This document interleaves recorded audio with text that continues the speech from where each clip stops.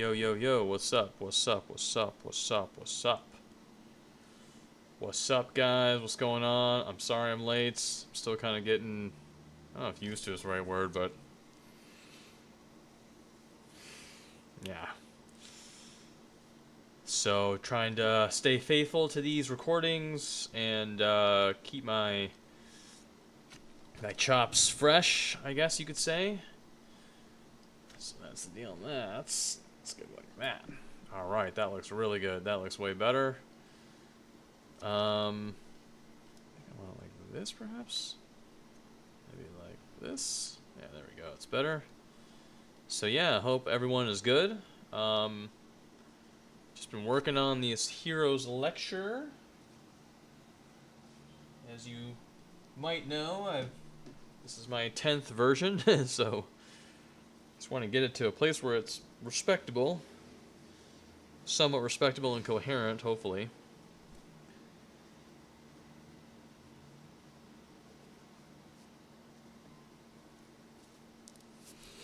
Okay. So, I hope everyone's great. We will get started fairly shortly. I've just been doing a lot of just trying to figure out how to manage my computer here, just all the hardware and stuff. Try to get all that stuff in order. I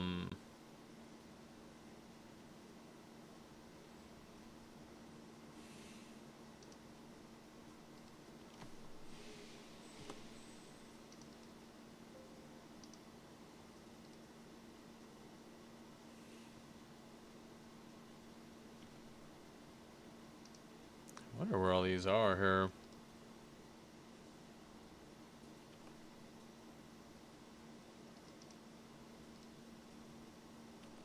None of these are really that bad.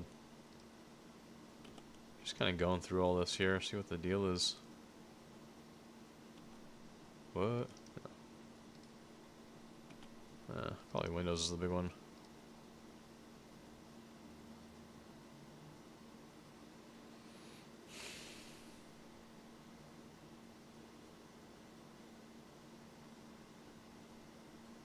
Oh my goodness, Windows takes up a lot.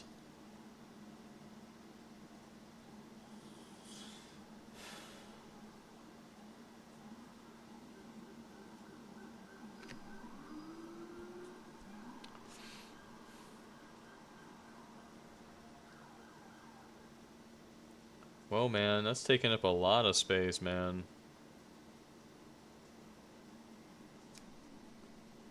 That has taken up a lot of space.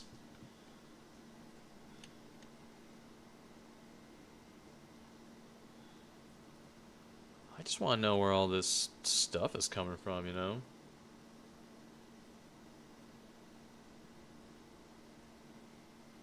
But yeah, I've just been trying to figure out, you know, how do I explain this story and will it be interesting? It's pretty tough to know. Oh,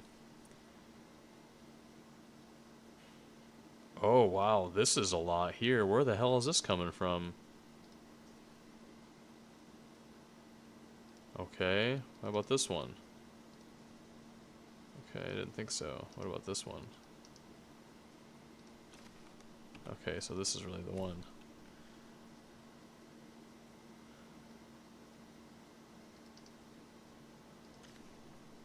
No. No. No.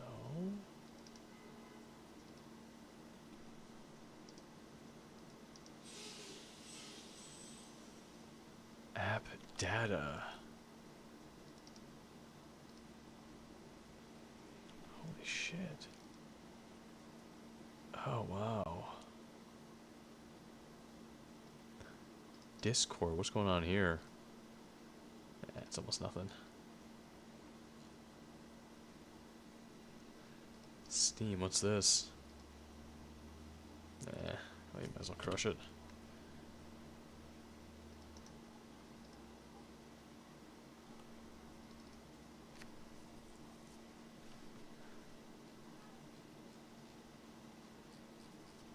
Hey, what if I just did this? Wait, temp. Let's Virtual store, what the hell is that?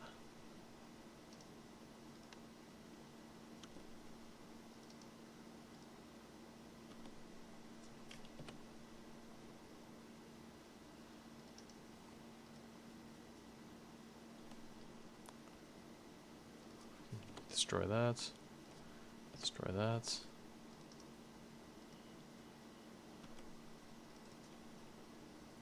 Oh. Programs. That.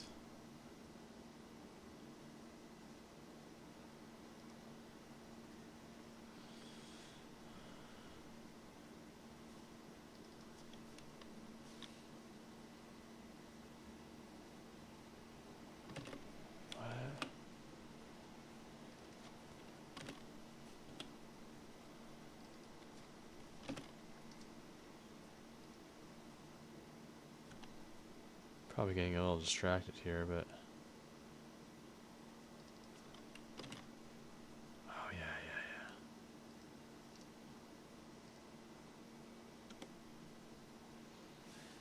This is probably a lot here, right? It's not even that much. Well, Bobby we can get rid of. Operencia we can get rid of. What's this?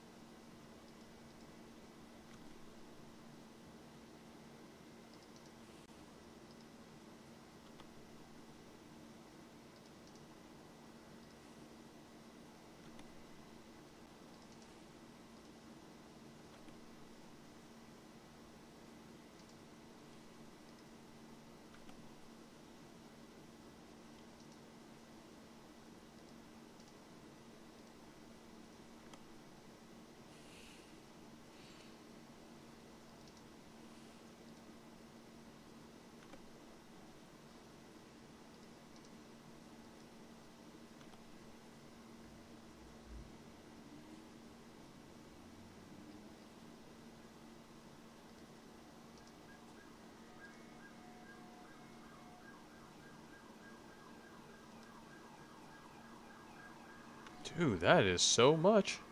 What the hell is it? It must be Microsoft. It's only 2 gigs. Where the fuck is it coming from? Hang on, let me just figure this out. I think this is kind of important. Hold on, let me just...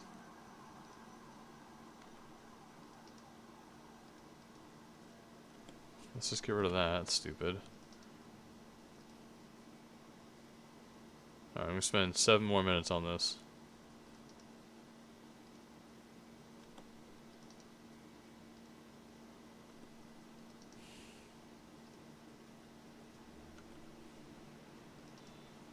Let me do this one.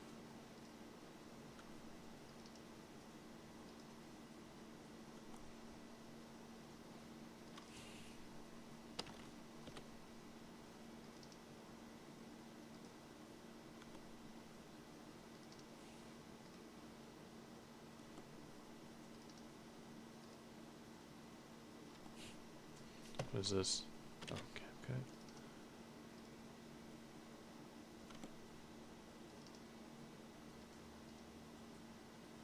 Oh, here it is. I think it's keeping all these drafts, right? Capca just has a fuckload of drafts. What the fuck? What could possibly be using all this?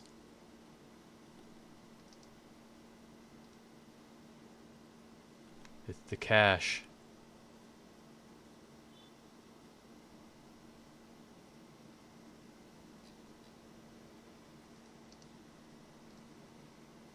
There it is, agency cache. Right. Right, let's just destroy all this shit. Yeah. There we go. Okay, I found it. Oh my god, I fucking found it. Empty this shit.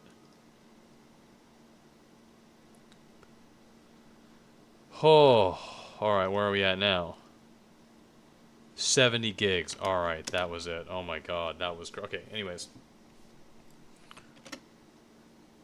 Guys, welcome to version 10 of the Heroes Lecture Part 2. How many of these am I going to do? I don't even know.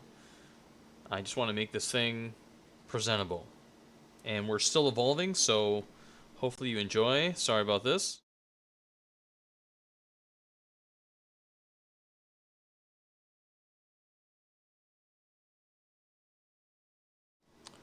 Alright, so basically, wait, hang on a second.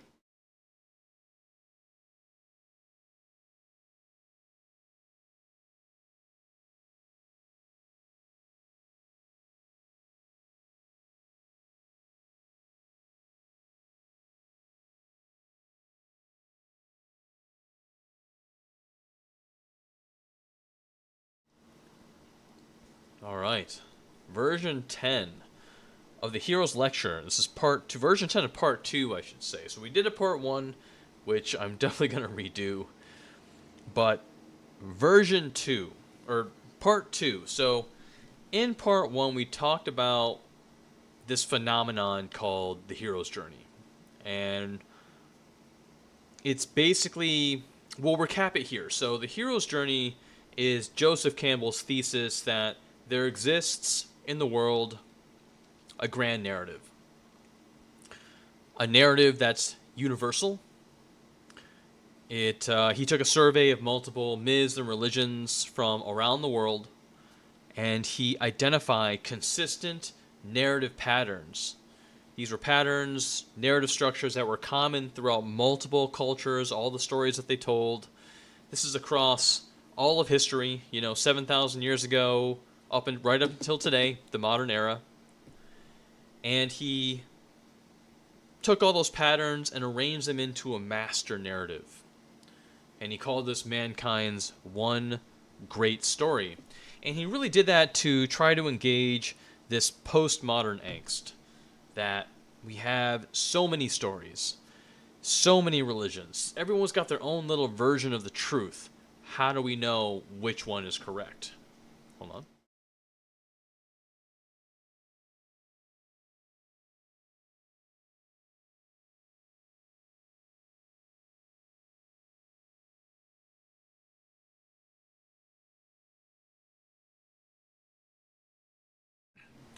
But in our, I guess our futility of trying to figure out, sort through, okay, which one is correct? The Bible, the Quran, the Buddhist scripts, the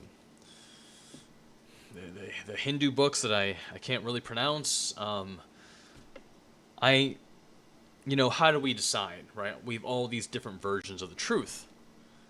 And Campbell said, okay, well,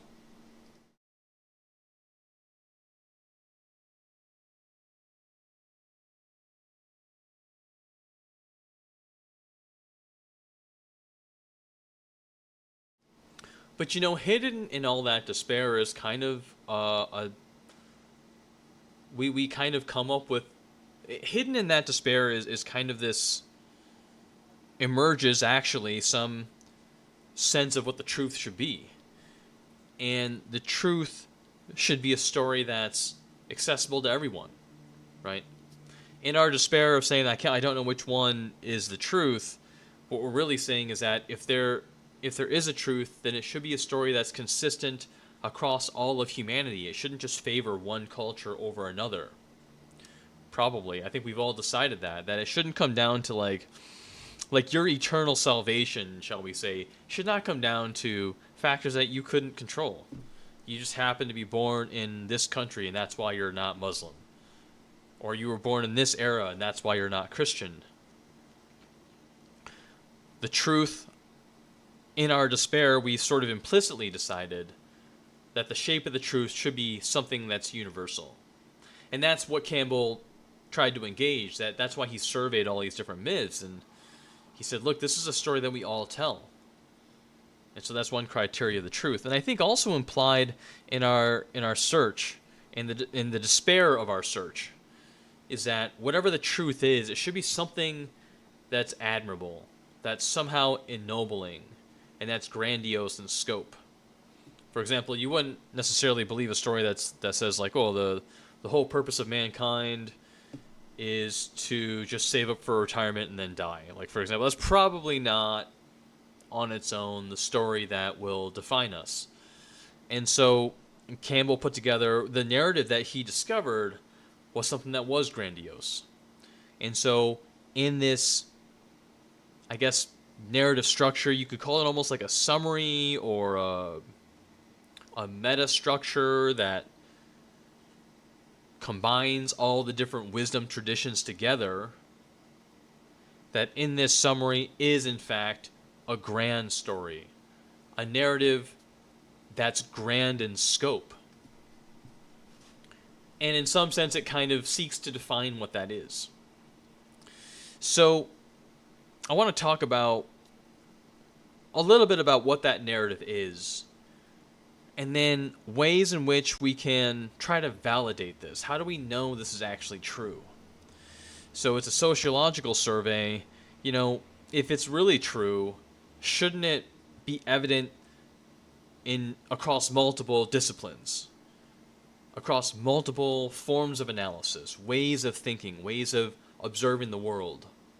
So we'll talk about that. And that's actually the main part of this part too. But so he has this grand narrative, right? And it's grand in the sense that it's universal. That's, it's a survey of all shapes and sizes of cultures and civilizations, from the Greeks all the way down to the Aboriginal tribes in Australia, Amazon rainforest tribes, the Aztecs, tribes in Uganda, or is it Uganda? I think so. Well, anyway, certainly in Africa, from every continent, from 7,000 years ago, and we see evidence of this hero's narrative being told right up until today. And that might be the most shocking thing of all. Because you might think, well, those people, they just didn't have science back then. They don't know what we know now. They didn't know that there's not gods, hurling lightning bolts from the clouds. We know now that it's just electrons doing whatever. I don't really know why. I still don't really know why lightning happens, but it's probably not a naked guy in a toga. So, like, we might want to say that, but actually the hero's narrative, we covered this in part 1, we're still telling that story. Modern day people tell that story. We don't just tell it. Our culture is centered around it. It is front and center of pretty much all we do. At least in terms of culture, entertainment, in terms of what inspires us. Okay, so right, there's a universality to this narrative structure. It's just you see it everywhere. And then, but what makes it grand in the sense of scope? How does it ennoble mankind? What is the story? Does it grip us? Well, certainly it does. When you think of like narrative structures, when you think about how we connect to the world, we essentially connect to the world through story. Because what is a story? A story is an agent, a main character, and then a setting. And these two things kind of define each other. And when you have an agent and a setting, or a character and a setting, you naturally, a motivation naturally arises, a purpose naturally arises. Those are the components of purpose, of motivation. And meaning and purpose are synonymous. When you're asking like, why am I here? What am I doing here? What you're asking is, what's my purpose? If you want to ask the question, who am I? What you're really asking is, why am I? So you could think of like the Lion King, where is it Simba? No. Who's Mustafa? Tells Simba when he's out kind of lost in the forest, doesn't know who he is. He goes, remember who you are. Or more accurately, he goes, remember who you are. And if he just remembers who he truly is, then he will know what he needs to do. He will discover his motivation. And it's like when you, like, purpose is what grips you to the world. It's your bridge to the world. It's how we connect to it. And when we don't have a sense of purpose, what happens? You start to feel you start to drift, right? You start to feel like insignificant, that you don't matter. You get this very light, I guess kind of a floating, like you're a ghost or something like that. So it's a very uncomfortable feeling. It's sad. So stories are these like motivational structures, and I like this idea of identity and setting. And so it's like, for most people, the world, let's say a modern take of the world, is that the world is just kind of here. We're just thrown into it. And the things that we really want have to do with friends, family, and job. Those are pretty much the three components. Social status, we need to provide for ourselves, and then we wouldn't mind having a little bit of fun, and we need connection, and maybe a sense of like, doing a good job at work, or having a sense of esteem and status from our fellow colleagues. And that's generally the world for most people, I think. It's not particularly transcendent or magical. It's just we're kind of here, and then we try to be a good person, and then like we die, and that's a pretty good life, And you think like, so if that's your conception of the world, then that really kind of defines your conception of yourself. Like, who are you then? Well, I'm kind of just here, I guess, I'm a member of a family, and right, and you're just kind of a normal person. And so your scope of the world really defines the scope of who you are. And in this hero's journey, well, what is the world that the hero's journey describes? Well, the hero's journey it puts the world into two parts. It says that there's like an ordinary world, and then there's a special world. And it's sort of meta-defined. So the ordinary world is the world that you know. This is the world that maybe I just described, right? The world of most people. But it's saying that just behind that, behind the veil, if you look close enough, there's this whole other world that's fantastic. That it kind of sits above the ordinary, that it's somehow transcendent, and that this world calls to you. That it's in some sense alive. It's not just an object, but this world is actually a subject. So the hero's journey, if you're in this world, right, if you conceive of the world this way, then what does it say about you? Well, what it says is that who you are, primarily who you are, is someone who is called to enter into that special world. That's kind of the hero's journey. That's the main premise. And so he, this is sort of the beginning of his groundwork, or this, I shouldn't say his, I mean, this is just what he's derived from multiple cultures. But what it's trying to say is that, like, you are someone special. This is the shape of the world, right? There's these two different places, the ordinary and the special, and you are actually someone special. And so, like, how does he define meaning, right? Why does he call it grand? What is grand means that it should provide us with some sense, deep sense of meaning and fulfillment. That would be a grand narrative, instead of just like a universal narrative. So a grand narrative, how does he propose to, or how does the narrative propose to give you that, provide you with that sense of deep meaning? Well, it basically says that deep meaning, man experiences deep meaning when he is connected to three different themes. First of all, it has to be epic in scope. Whatever theme it is, it has to be grandiose on a large scale. And we can talk more about that, but basically it has to involve themes of morality, an epic sense of good and evil, themes of deep transformation, some kind of, again, epic, dramatic growth that's significant, something on a large scale. some kind of inner transformation.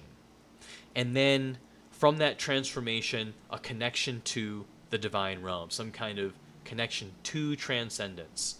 And that's, again, this is just what the narrative, this is what people have been saying, the stories they've been telling for thousands and thousands and thousands of years. Again, even the stories today, we keep telling stories of what? Epic morality, epic battles, cosmic battles of good and evil, deep inner transformation. These are our main characters. When we get home from work, a tough day at the job, and it was horrible, we had this 3-hour meeting, whatever, we turn on Netflix, and this is what we watch, right? We watch a character transform to go through an arc, and then usually he gets in touch with something that is bigger than himself. He learns something that is transcendent. He connects to that, right? And so this is what the narrative says is the meaning of life, that if we experience these three components, morality, themes of morality, inner transformation, dramatic inner transformation, and connection with something divine, something bigger than yourself, maybe even like, right, the source that started the universe, the substance of all reality, right? Can we say that that's epic? I mean, that's so. These three components are necessary for you to affect this experience of deep meaning. So that's the grand narrative, right? It's this narrative that's universal across all cultures, and that it's grand and epic in scope, and that it proposes that morality, inner transformation, and transcendence are the three components of meaning. And that's what people have intuited, from around the world for all time, as far as we can tell. Hang on.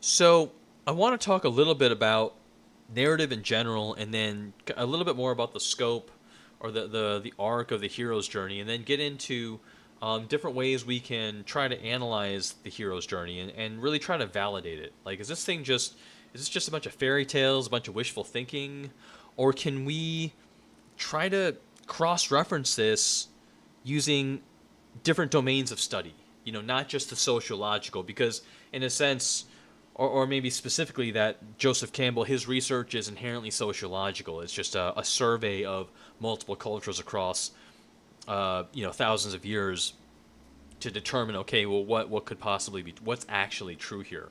What are the deep truths of our reality?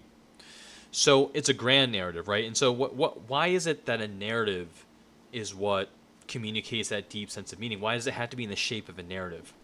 We touched on it a little bit, but a narrative is essentially, it's kind of like this, I call it like a motivational structure. It's a vehicle of meaning.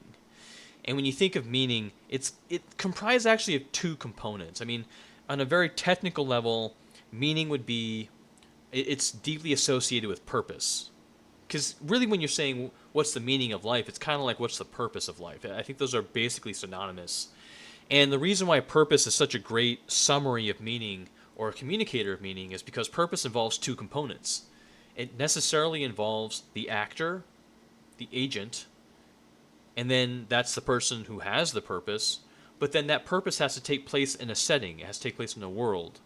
So purpose, it contains the element of identity and then the element of the world that you're in. So it orients you to the world. So purpose is your bridge to the world. That's what connects you to the world. And when you don't have a purpose, you start to drift. You don't know, you're not attached to anything, and it feels very, very uncomfortable. So narratives are a motivational structure. They're a vehicle of meaning. They're comprised of a character and a world, and those two combine to describe a motivation. Motivations arise out of a character and a world. We ourselves are composed of multiple narratives. We're kind of like nested narratives, and narratives, by the way, right? They're motivational structures. They're purposeful structures, which means that they define our identity. And so we have these nested identities, right? Because there's a person that goes to work, you could think of it that way. You're the employee, this is your relationship to society. And so that's kind of like a master narrative, a master identity. And because like beneath the narrative of identity, or sorry, the narrative of work, you have all these different sub narratives. There's a narrative of you brushing your teeth in the morning, right? You getting ready for work. There's a narrative of you taking a shower or putting your clothes on, blah blah blah, right? All these narratives are nested under the narrative of you going to work, you wanting to go to work. And like each narrative, depending on how many narratives are underneath it, that's the amount of meaning that it can provide to you. So for example, like brushing your teeth, it probably doesn't give you that much meaning. You know, you probably don't conceive of the purpose of your life to be anything close to brushing your teeth. But, you know, it does provide a little bit of motivation because it is connected to the master narrative of you as a, let's say, a high-functioning employee, someone who contributes to society, right? So that's kind of a narrative that provides a lot of meaning, because a lot of other narratives are dependent upon, like, you going to work, like you have to support yourself and you have to feed yourself, and it's also your sense of status in the world, the esteem that you gain from your colleagues, from your peers. It also probably makes you a member of a family. Like if you're not working, then it's going to impair your relationships with your family. And for a lot of people, family is maybe a slightly higher narrative than work. It's hard to say, but you know, all these bigger narratives, work, family, friends, these are very high narratives that have multiple narratives beneath them. And you know, one question is like, you know, is there a narrative that's higher than work, friends, and family? And, well, religions and mythologies, I mean, their whole purpose of being is to say, yeah, actually, I think there is. That if your life is simply about work, friends, and family, that's just not going to be enough. If you don't have those epic themes in your life, it just won't, right? And so the hero's narrative, this hero's journey, positions itself as a narrative that's above that. All the things that you do in your life, all these little things that you do, right? Get up in the morning, go to work, get a coffee, hang out with friends, you work out maybe, you take care of yourself, you play games, you go, right? All these different things are nested under these different frameworks. Hanging out with your friends, right? You know, having lunch with a friend, that's under the friend narrative. And these little things that you do can only provide you with as much meaning as the meaning that you attach to the master narratives. Master narratives control the amount of meaning that you get and all the sub-narratives. And so if you hate your job, then guess what? It's going to be pretty hard to get up in the morning. And it probably won't feel very good because you hate your job. The master narrative of your job, how you feel about that, the meaning that you attach to that is going to limit the meaning or power the meaning that you get from all those subtasks. And so that's why, you know, if you want more meaning in your life, you probably won't be able to find it in the sub-narratives. Oh, I just need to go to more concerts, or I need to have more fun, right? It's kind of like you're sort of attacking, you're trying to fix the sub-narratives, but you're not, what you need to do is address the bigger and bigger narratives. And then you probably need to question like, well, these are my biggest narratives. They don't seem to be working that well. I still feel pretty meaningless and anxious and kind of aimless, right? Lost at sea, kind of empty. Is it because I'm not fulfilling these narratives enough, or is it because these narratives can never provide the sense of meaning that I'm looking for? You know, if I just had a better relationship with my wife, if I just had a better relationship with my friends, if only, you know, I had more money and more status, right? I think famously, I think famously, that, well, certainly money and status. But even family. It's like, it's what all of these mythologies and religions that we've been telling over and over again, and that we continue to tell today in our movies and our novels and on Netflix and our sports, is that there's a narrative that exists that's higher than those things. So that's what the hero's journey, that's where it sits. It's a master narrative under which all those other master narratives should live. That's the proper configuration of your life, that your family, your friends, your job, all of that lives under this grandiose epic narrative involving, right, those epic themes of morality, good versus evil, the epic themes of inner transformation, and this idea of transcendence, that journey into the unknown, into the magical unknown, right? So, right, we have all these nested narrative structures. The hero's journey sits at the top of that, and it kind of follows a very simple pattern. I mean, it's sort of, you could take like a meta narrative of that meta narrative, right? Because the hero's journey is just, it's just narrative themes, like skeletal narrative structures that can be filled with any number of details. You don't have to be from a certain place or a certain time. And the overarching structure, Campbell describes it in 3 parts. It's departure, initiation, and return. And just briefly, and then we'll kind of move into the second part of the lecture, departure is this idea of what, right? It's based on the construction of the world, that there's the ordinary and then the magical, the known and the unknown. And you need, like, you're being called by that unknown world to leave the known. You're being called, right? And that's your identity then. You are one who is called. So that's the departure. And then there's this initiation. You're called to what, though? You need to... The hero sort of pieces that together, and he suspects that it's part of this grand narrative. Grand meaning that there's some kind of epic morality that you need to step into, a goodness, right? A force for good. But it's like you're not worthy yet, that you don't have the skills necessary to fight the evil, to overcome these barriers or these obstacles. And so you have to undergo this initiation process, these trials. And these trials usually take the shape of self-transformation, some kind of inner transformation. Whether it's slaying a dragon or traversing a great distance, or moving through very difficult terrain, like you have to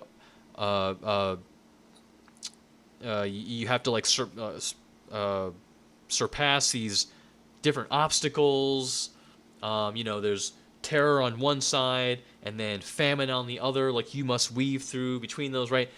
Like, you have to navigate catastrophe. What that does effectively is it transforms your character, brings out something new in you. So it affects inner transformation. That's initiation. You then connect with the transcendent after achieving some level of victory or some level of being. And then you return to your people so that you can channel that energy. You can connect them to that transcendent power. And that's ultimately what saves the world. That's the epic saving of the universe. You're connecting to that originating life source. Again, these are stories. This is how they describe it. It might sound, it does sound fantastical, but everyone tells it, right? So this is the grand narrative. This is the narrative that should be, this structure should be the thing that sits at the top of all your other structures, such that now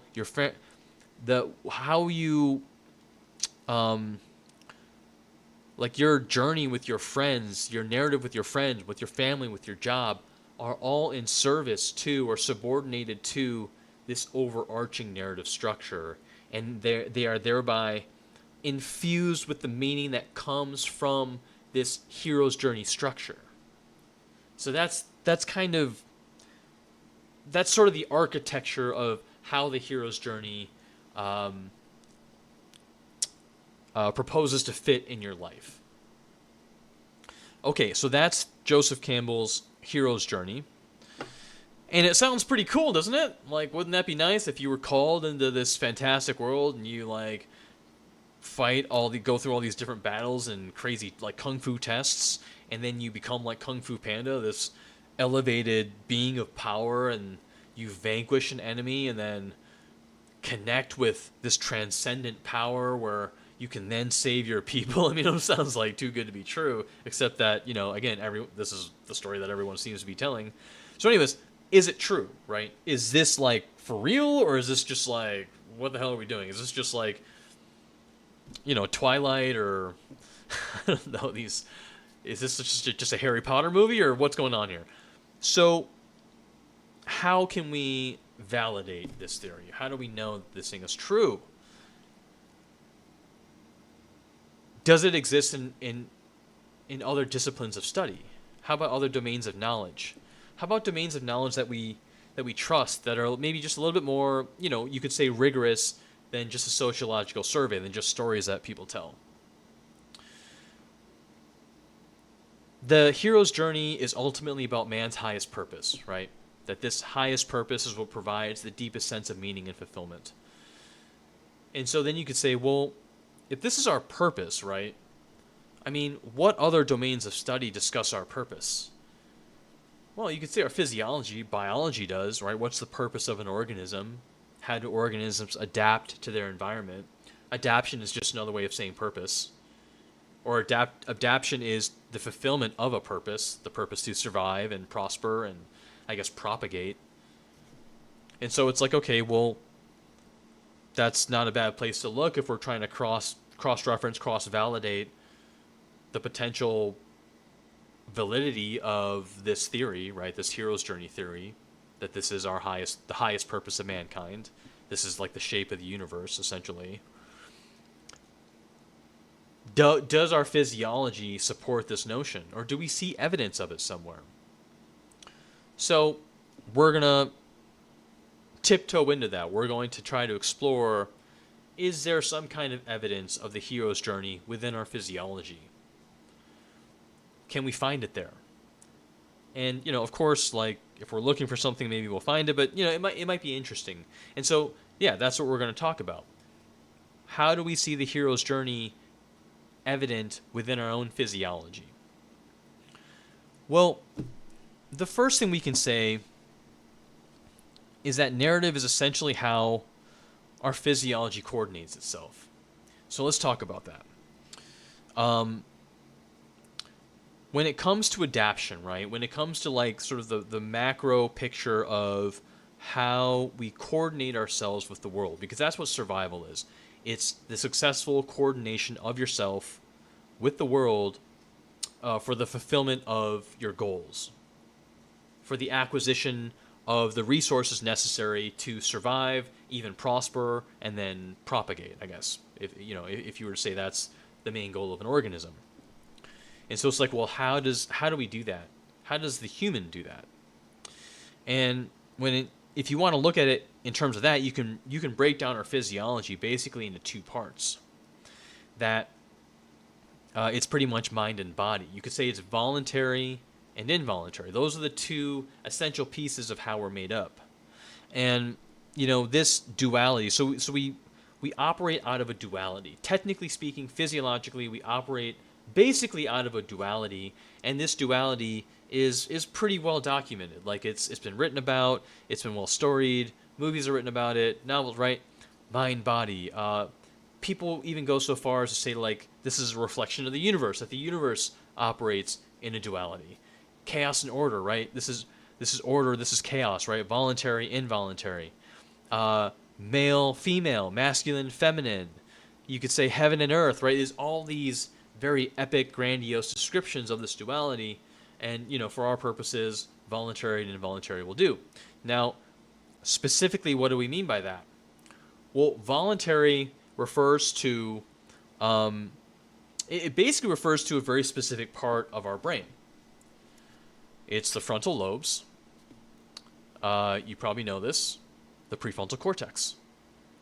So the prefrontal cortex, and what's interesting about the prefrontal cortex is that it seems to have evolved out of the motor cortex, because if you kind of look at the brain from the side, It's kind of like it's motor cortex, and then something called the premotor cortex, and then the prefrontal cortex. And so this is where consciousness resides. And there's a few interesting things about this prefrontal cortex that we're going to get into.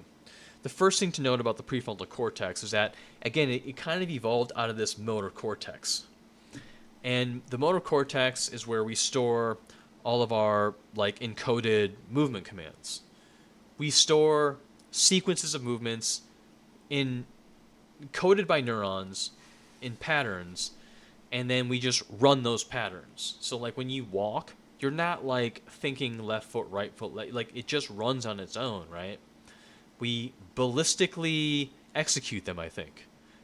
But like you just kind of fire it off and then it just runs, it just goes. It's ballistically mechanized, I guess. And so we have all these movement codes. And we always seek to try to improve our ability to move our body in such a way that we're successful in whatever we're trying to do. And then what happened, though, is that we evolved a premotor cortex. So there's a motor and premotor. And premotor is like kind of this, it's this area of the brain where it's able to visualize, take into account the surroundings, and then try to estimate which code of movements would be the most appropriate given the situation. So that's the premotor cortex, right? And it does that in kind of a primitive way. And then of course, outside of in front of the premotor, now you have the prefrontal cortex. And so basically the idea is that so consciousness resides, it basically evolved out of movement, motor, right? The motor cortex. And so you could say in some sense that consciousness is kind of inherently premotor.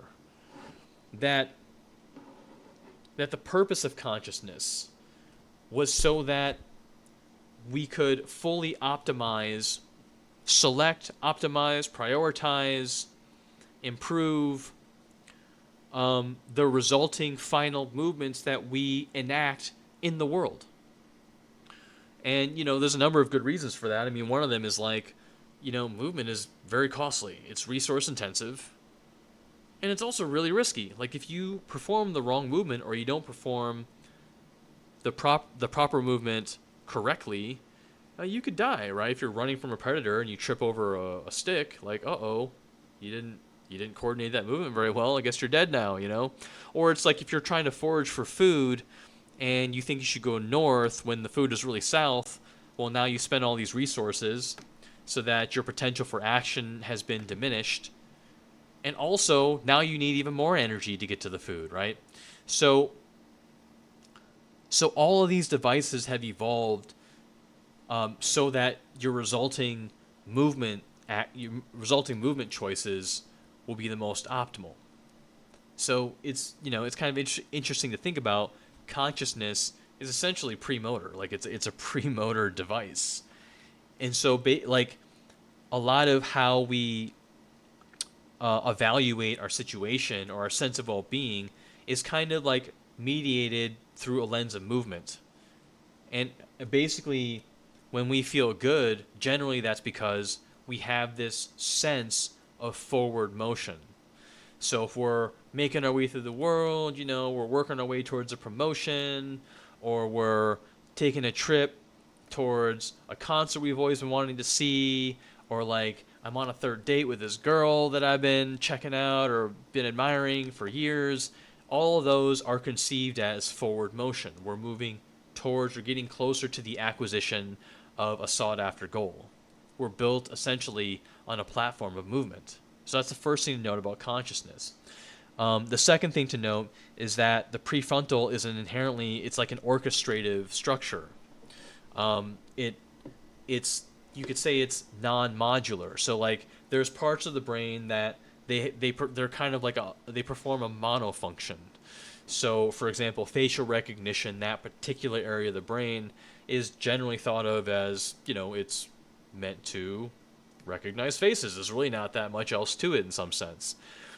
But the areas in the prefrontal cortex, the seat of consciousness, is it's non-modular, meaning what it does is it kind of just sits in very specific places where it has access to different parts of the brain, like the memory or the visual cortex or the auditory systems, and it's able to take that information and coordinate it in such a way that it can accomplish a certain function. So, for example, like the orbital frontal cortex, it's been proposed that it has the ability to set kind of like macro goals, overarching goals, abstract goals. For example, like I want to start a family, so I need to go to university so that I can get a good job and I'll be able to attract a woman. Like those are all very abstract notions, and so then my goal then ultimately is to start a family. That's the big macro goal. That's the orbital frontal cortex.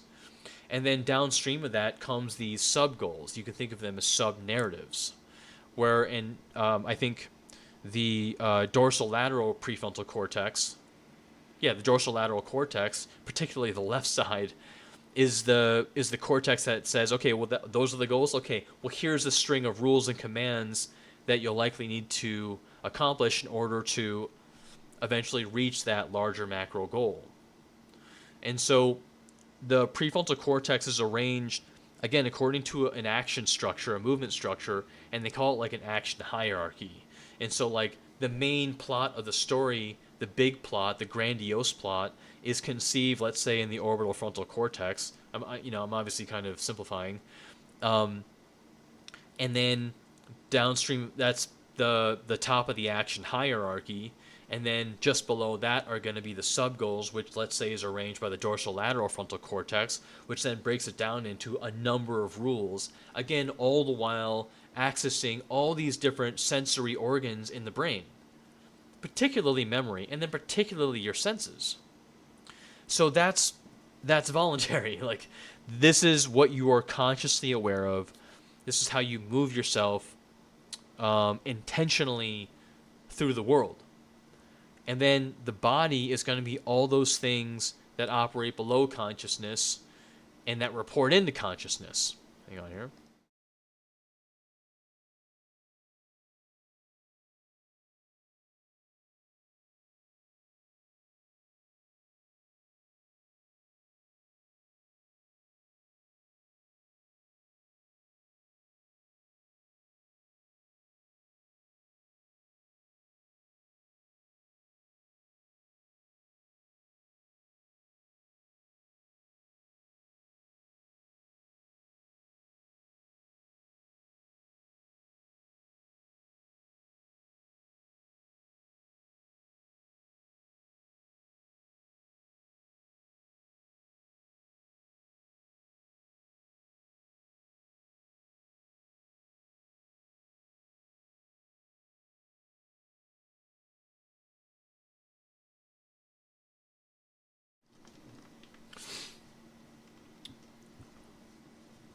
And so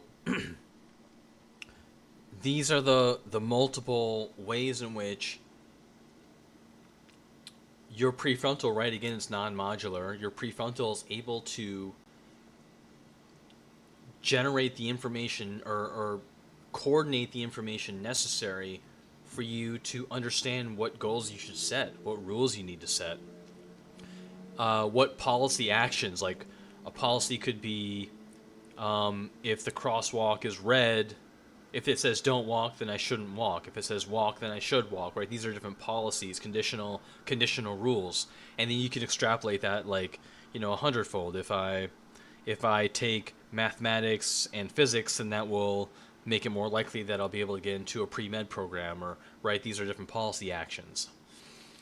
And so what's happening is, right, your prefrontal is taking all the information from your body, from these different parts of your brain, your memory, your sensory organs, your visual cortex, and it's able to generate these plans, right? It's able to construct representations of the world, representations of yourself, right? It generates these, in some sense it generates this in the abstract. What you behold before you is a perception, right? And so I mean, think of it this way, like, when you just come out of the womb when you're a baby. I remember I took care of a baby once, just once, and I hope to never do this again unless it's mine because I was terrible at it. My roommate at the time had his niece over and she was like 2 years old, just playing on the carpet. We're watching like football, and then he leaves for like 10 minutes, asks me to look after her, and I'm like, oh sure, no problem. As soon as he leaves, I'm like, you know what? I actually don't even know how to take care of a baby. And then suddenly she starts crying, and I'm just like, oh my god. And then I pick her up, and she's just like, just losing it. And I'm just starting to sweat. I don't know. I'm just holding her. I'm just like, what do I do with you? And then eventually he comes back, and he puts her in this cradle or whatever, this little swing thing, and then she stops crying. And so, like, what's happening there is that I didn't know what she needed. I didn't know what her motivation was, you could say. What were her needs in that moment? I don't know that she necessarily knew. She certainly couldn't communicate it. And so basically, this is the idea that, like, when you're born into the world, you're thrust into this condition of pain and vulnerability, essentially. Like, when you have desires but you don't know what they are, they generally announce themselves to you in the form of pain. Like, thirst is a kind of pain. Hunger is certainly a kind of pain. And then, so you get thrust into the world, you're vulnerable, you're in pain, but then there's this outside force.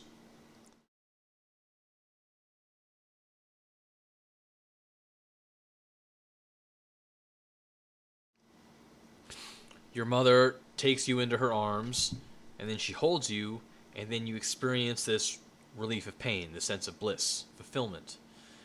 And what's happening there is the brain is, again, consciousness is starting to emerge. It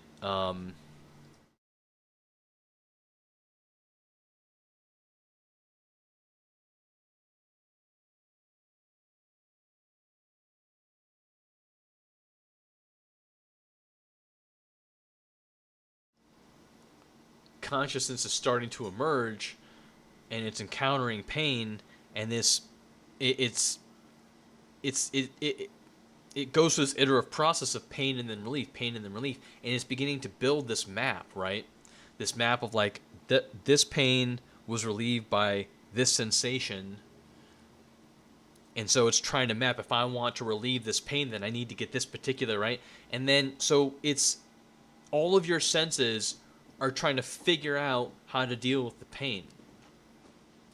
That's the whole motivation. All of your physiology is completely coordinated around trying to alleviate pain. And so you're frantically, or maybe, focused on building out this map. And then you have this sense that what you need is coming from outside of you, right? And so this is how you employ your senses. You're trying to figure out how do I conceive of the world in such a way that I can identify the source, the resources that will fulfill and relieve the pain that I have or the needs that I have. And then you get the sense too that this is there's something physical about it, that you have to coordinate or arrange your body with the world. So when your mom like breastfeeds you, you have to kind of like intercept. Apparently it's a very complicated process, but like there's a sensory motor aspect where you have these incoming senses, you have this visual cortex to try to see.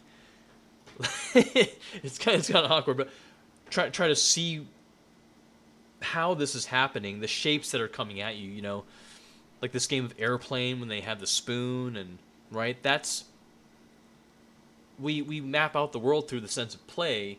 And so this is fun for the baby because it's like you're learning to see the spoon and then to coordinate yourself so that the spoon lands in your mouth and you get the food, and that, you know what I mean? So you're building out, everything is being mapped out according to the accomplishment of your goals, the fulfillment of your needs. And that's how everything is mapped out. And because you're aware that you live in the world, you know that essentially, inherently, it's movement that's going to connect you to the things that you need. Movement is the bridge between your desires and the fulfillment of your desires. That's like the instinctive understanding that you have as a kid. Because like, You have to coordinate yourself with your mother in order to get the hug or to be breastfed or to get the bottle in your mouth and it's just all sorts of a number of different sequences are happening inside consciousness to begin to map out these desires. So you begin an interpretive map, this almost treasure map of pain, like an interpretation of all the different sensations that communicate need. And then you're trying to figure out what are the things in the world that match to these needs. I have this thing when I eat the applesauce that relieves this pain, so this is a hunger pain. That means I need to acquire food somehow. So, then there's this whole like separate this separate process for coordinating the muscles in your mouth to speak, which is insanely complex apparently. And so all of you is centered around, it's basically a map of desire, which gets mapped out onto the physical world and then is connected by movement. Basically, that's how you develop. And you explore these maps, you enlarge these maps, develop and refine and optimize these maps, generally through a sense of play. And then, of course, under the love and care of an adult, of someone who's well developed, and they help you draw those maps.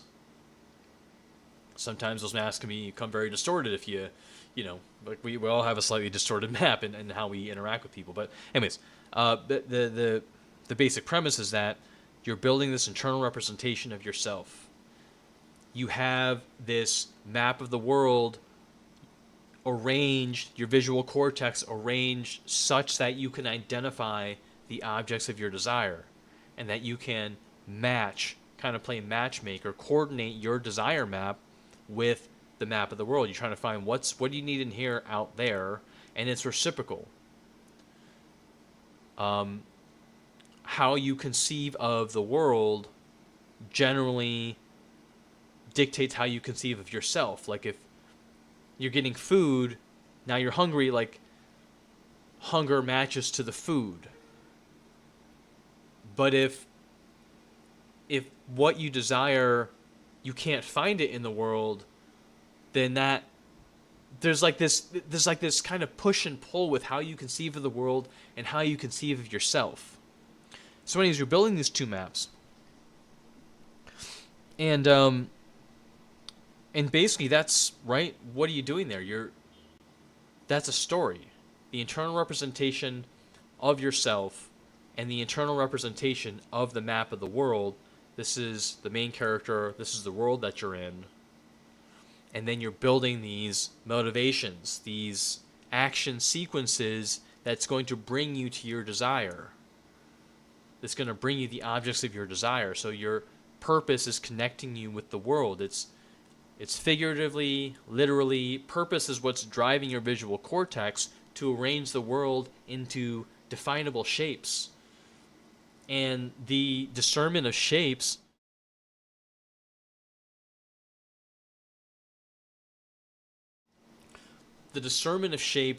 apparently it's like 14 different modules in your brain that's responsible for determining shape. It's like really complicated.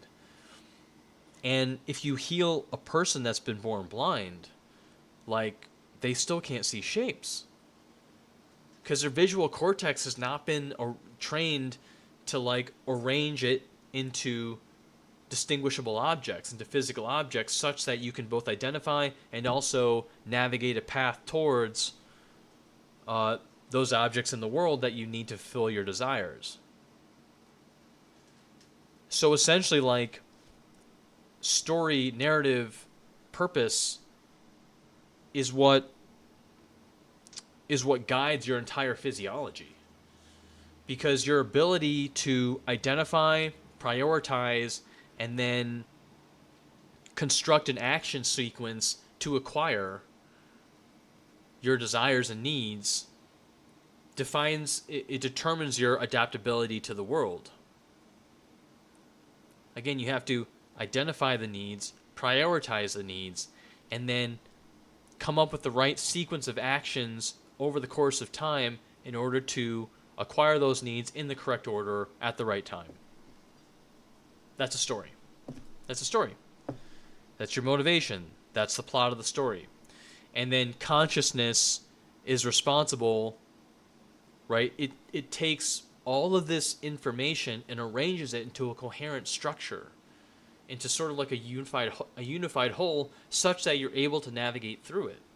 Internal representation, this physical map where you understand space and then you coordinate your body to that space such that you can apprehend the objects of your desire. You're moving through space.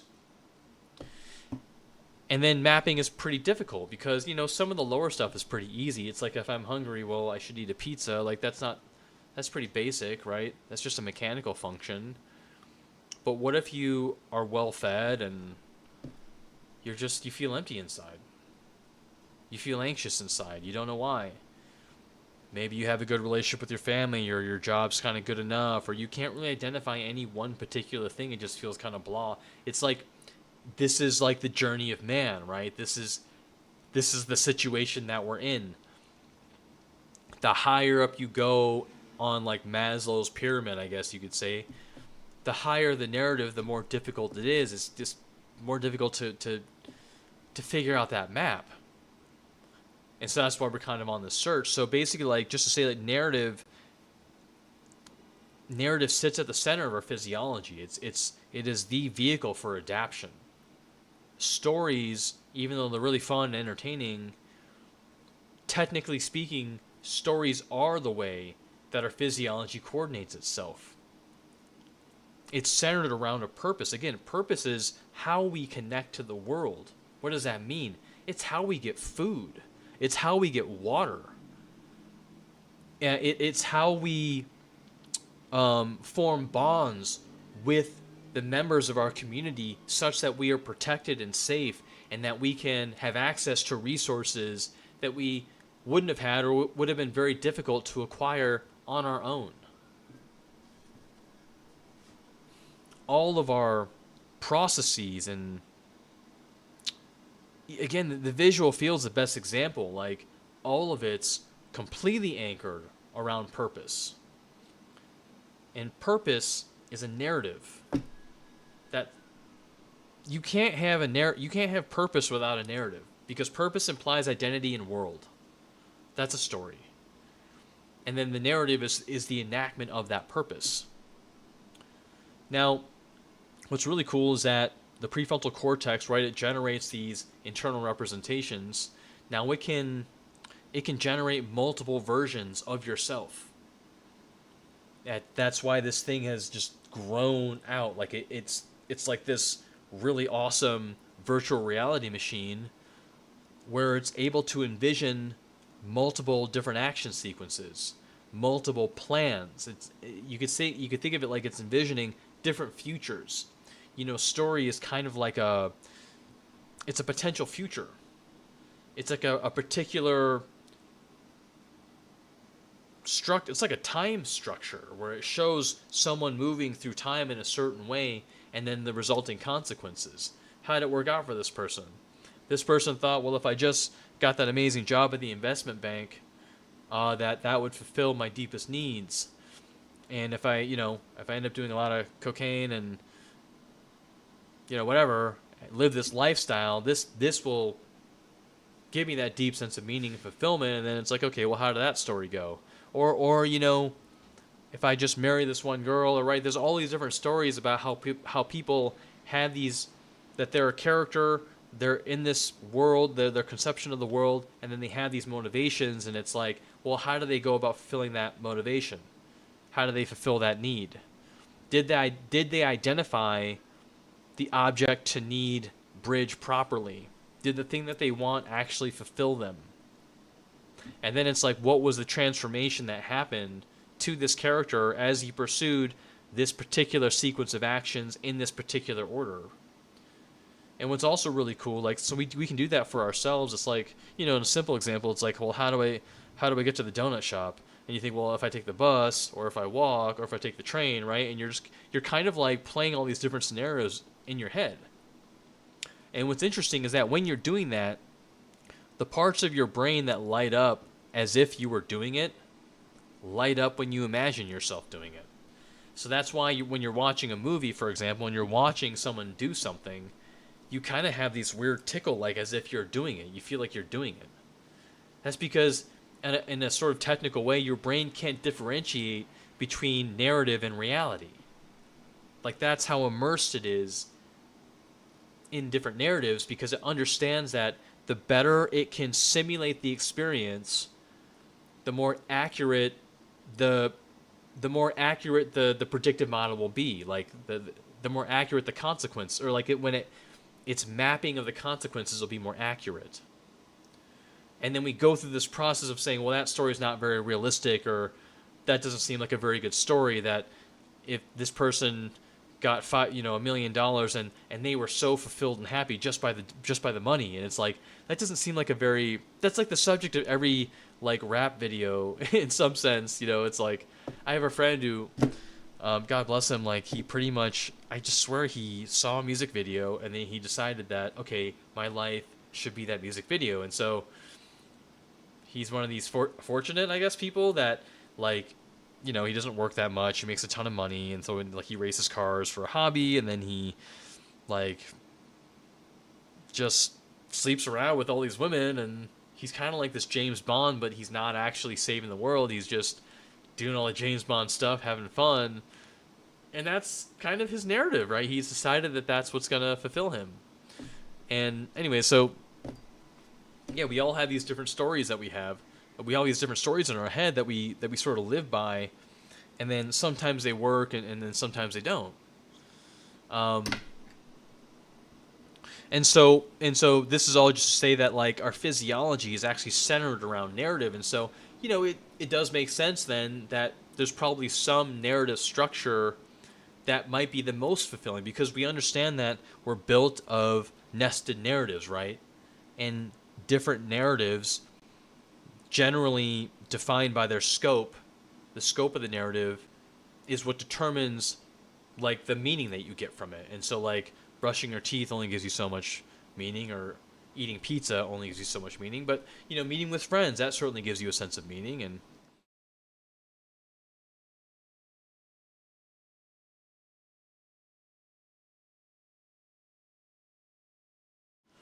then, of course, falling in love and starting a family, that gives you a deeper sense of meaning. Um,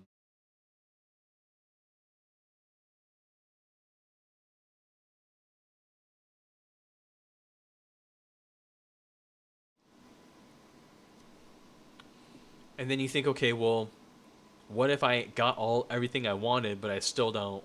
Or what if I try to get those things and it falls apart on me? What if someone dies? What if someone gets sick? What if I get sick? What if I ruin the relationship, right? All these different things that could happen to impair your narrative. And if those narratives fail, it's just like, well, shit, what do I do now? Right? And so that's mythology, that's religion, that's what all these stories are for. These are the stories that we elevate into maybe like a sacred space, because they control so many narratives. And so, like, the hero's narrative then is trying to position itself as, this is the highest narrative. Like, this is the narrative structure under which all other narratives should be orchestrated around. So we kind of have the first piece. Yeah, it seems reasonable that since our physiology, our strategy, our ability to adapt is completely fulfilled by narrative.